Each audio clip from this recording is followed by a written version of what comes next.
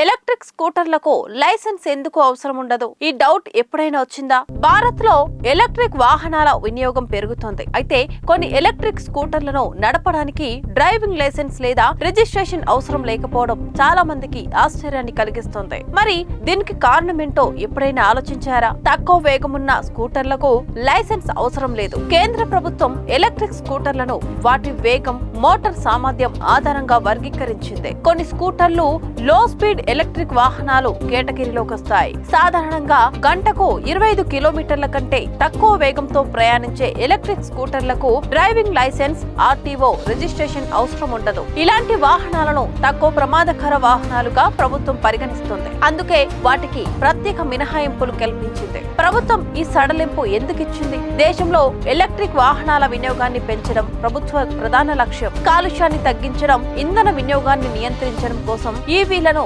ప్రోత్సహిస్తుంది. లో స్పీడ్ స్కూటర్లు సాధారణంగా కాలనీలు, పట్టణ ప్రాంతాలు, చిన్న దూరాల ప్రయాణాలకు ఉపయోగపడతాయి. వీటి వేగం తక్కువగా ఉండడంతో ప్రమాదాల అవకాశం కూడా తక్కువగా ఉంటుందని ప్రభుత్వం భావిస్తుంది. అందుకే ప్రజలు సులభంగా ఈ వాహనాలను ఉపయోగించేందుకు లైసెన్స్ నిబంధనలను సడలించింది. లైసెన్స్ లేకున్నా ట్రాఫిక్ నిబంధనలు తప్పనిసరి. డ్రైవింగ్ లైసెన్స్ అవసరం లేదని చెప్పడం వల్ల ట్రాఫిక్ నిబంధనలు పాటించాల్సిన అవసరం లేదని కాదు. ఎలక్ట్రిక్ స్కూటర్ అయినా ఇతర వాహనమైన రోడ్డు భద్రతా నియమాలు అందరికీ ఒకేలా వర్తిస్తాయి. ప్రయాణ సమయంలో హెల్మెట్ ధరించడం, ట్రాఫిక్ సిగ్నల్స్ పాటించడం, అతి వేగంగా నడపకపోవడం, రోడ్డు భద్రతా నిబంధనలను పాటించడం వంటివి ఖచ్చితంగా పాటించాల్సిందే.